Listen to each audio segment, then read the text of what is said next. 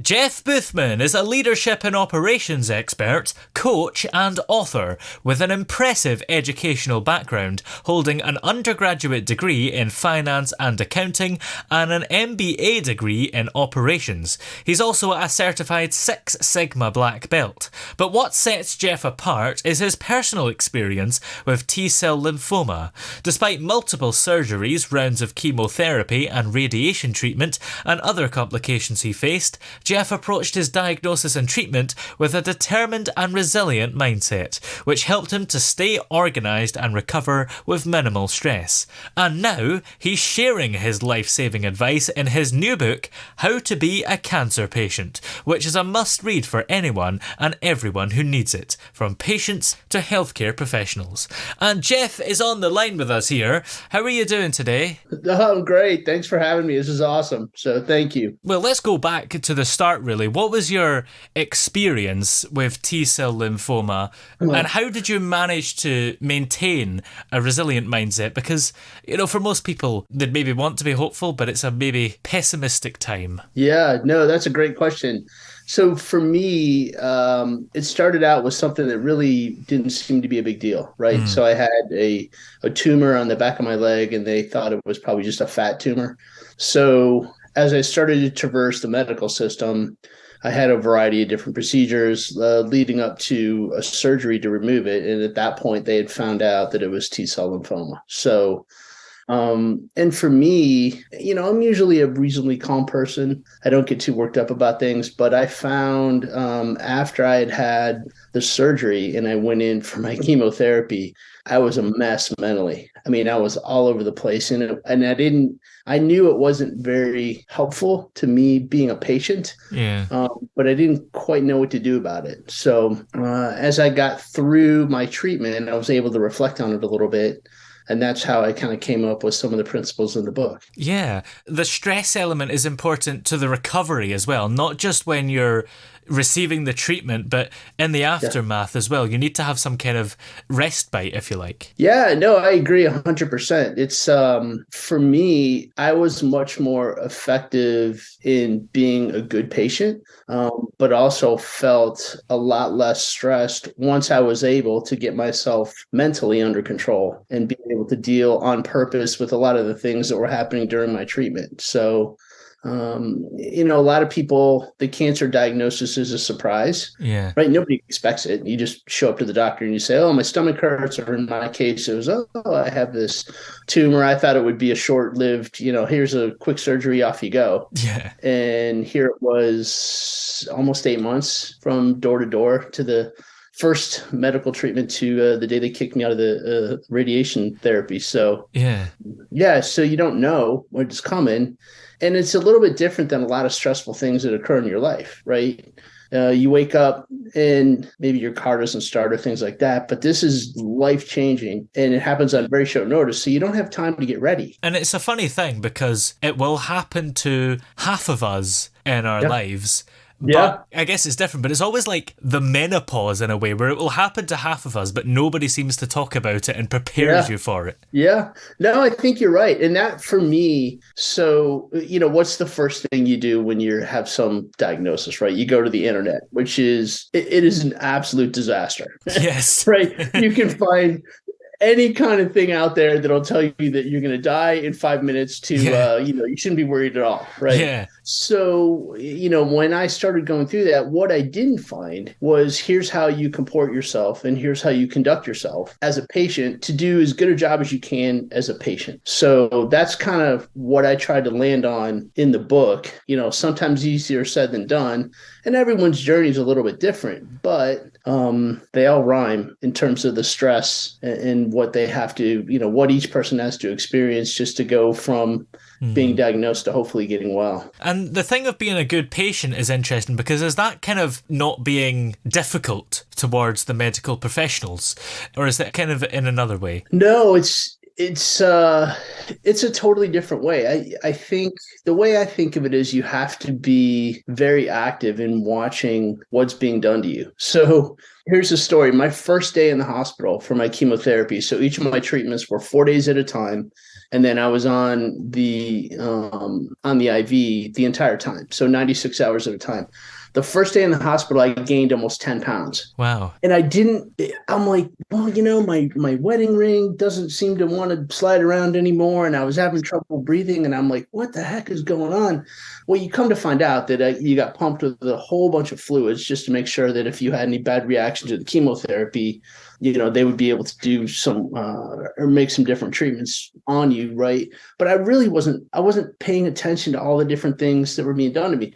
First of all, just because you're like, oh, there's all these lights flashing and you're hooked up to all these wires and all this kind of stuff. So once I think you're able to kind of slow things down in your mind, you can pay attention a lot better. And that's the part to where you can advocate for yourself, right? And you can really study what exactly it is they're doing to you. Those are the two key things, at least in my mind, as a patient. Yes, you have to be a nice person and you can't yell at the medical staff and things like that. But, right, you have a little bit of personal responsibility to do a good job yourself as a patient, at least in my mind. What was it that actually inspired you to write this book? Because did it happen while you were receiving treatment, or did it happen much later? Kind of half and half. So I knew when I was in the hospital the first day that what I was doing and how I was reacting was awful. I knew it was wrong. I didn't know what to do about it, right? So I thought at that point, I'm like, okay, there's probably a better way to do this. But then I remember one night, so I would take walks a lot on my floor when I was having chemo. And one night I remember walking around and there was this lady in her room and she was just weeping. And you're just like, oh. And it wasn't that she was having bad treatment. Her pain wasn't being managed. It was just the stress of it all had gotten to be too much, right? So when you see that, at least when I saw it, I'm like, look, if I get out and I have an opportunity to say something to somebody to help them, I'm going to do it. So that was kind of the genesis of the book. And it took a lot longer than I thought because I didn't really want to deal with some of the harder emotional things, I guess. Yeah. Right away. But perspective also helps a lot as well. So yeah, that was a big help. And also I had written blogs when I was in, kind of share with friends and family what was going on each day. So looking back on that, it was really interesting to see how I was thinking about things. And what are the main sort of key pieces of advice in the book that are maybe the most crucial for individuals going through a similar experience? Yeah, good question. So the first thing is you have to get control of your thoughts, right? And easier said than done, right? Every single person I suspect that goes through cancer is going to think some terribly negative things, right? But to the extent you can recognize them for what they are and kind of turn them around, maybe isn't to something positive, but at least to neutral. So you can kind of turn down that noise in your head that says, oh, this is a big problem. Everything's terrible, right? Things are really bad going on right now.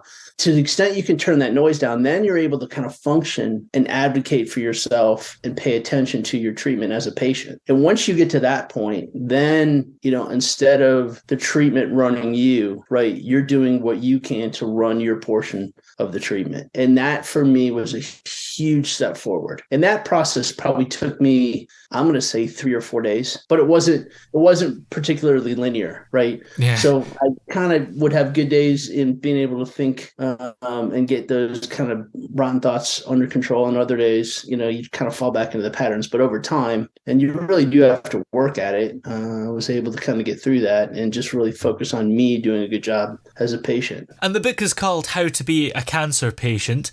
And you would think from that title that it's just for people who are cancer patients. And of course, it's very much suited for them, but also healthcare professionals and maybe relatives of cancer patients or friends of them can read this book as well and get help from it. Yeah, I think so. I look at it a little bit, it's almost like a platform, right? So on the one hand, it really speaks to the patient themselves. There's a section in the book that focus on somebody who is acting as an advocate for a patient. So say, you have a parent that's elderly maybe and isn't able to kind of be active in terms of advocating for themselves, and they had to appoint someone else to kind of do that for them. So I Yeah. speak to that portion of it.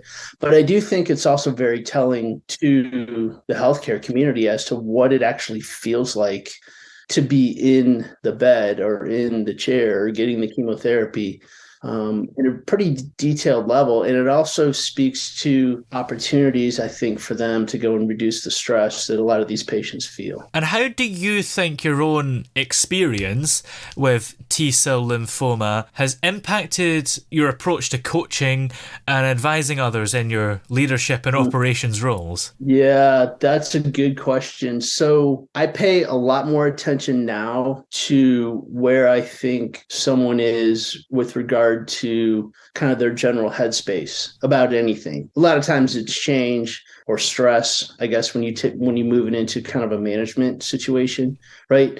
But me trying to dispense advice or information when someone really isn't able to pay attention because they're stressed. So I think I'm a lot more aware of that now than I was, just because I had to live through it myself and experience it, and know that until you're in a place where you can receive that information, you're just not going to do a very good job. So that's one key lesson I think that I learned from that in terms of relating it to kind of being a manager, or a leader. Now we've got to address the frog in the room, because that's the best phone I've ever seen.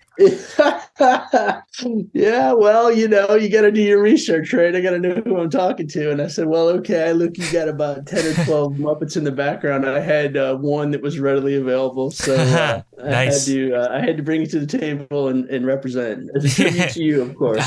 So nice. Nobody's ever done that to me before, I don't think. Good. I'm glad to be the first. So I think awesome. Jim Henson had that exact phone. So that's quite sold impressive. Probably 1 million of them here in the States, I think, at some point. But still have it. Have you got plans for more books on the way? So yes, one, I think there's a huge opportunity to kind of give, not necessarily instruction, but agency to more of a younger crowd, right? So in other words, to tell a 10-year-old that's going through treatment that it's okay to ask as many questions as they need to feel comfortable, right? So there's that piece of it. I think there's probably a spiritual component as well, but I'm not particularly qualified to write that side of it, so I would have to partner with somebody. But I think also I was looking into seeing if there's an opportunity to do some research in terms of, if you provide somebody a framework to manage themselves through treatment on day one, do they experience less stress through treatment itself, right? And do like a proper academic study. So that's, in the works. We're just trying to figure out the best format for something like that. Yeah, that sounds interesting. For this book, did you have to do any research, not in that way, but just sort of Googling and things? Or was it purely based on your own experience? It was, I would say, 90% based on my own experience. I had a friend of mine who's a trained and licensed psychologist who I bounced some ideas off of. But for the most part, it was just to make sure that I wasn't performing any kind of psychology malpractice by the things I was recommending. And really, it's just practical advice, right? None of this is in depth. It's meant to be in a very conversational tone and written in a very plain spoken way. So the average person can pick it up and say, okay, here's a tool, right? Every single thing that's in the book isn't going to resonate with them, but certainly some will. So that's my hope, right? People can pick it up, read it. They can grab 2 or 3 or 5 things out of it that makes their life as they traverse cancer less stressful and a little bit easier. That's it. If I can make that happen, that's a win. Well, where are we able to find the book, How to Be a Cancer Patient, and keep up to date with you everywhere? Yeah, of course. So I have a website, jeffboothman.com, easy enough to remember. And the book is for sale pretty much all over Europe and in the US on Amazon. So, It's good. It's been a lot. It's a big journey. A lot going on in terms of trying to help get the word out, working with different foundations and whatnot. But so lots to do. Well, many thanks for talking to us today. It's been great to have you on. Yeah, thank you. I appreciate the opportunity, and I was glad to show off my Kermit the Frog phone to somebody who'd really appreciate it.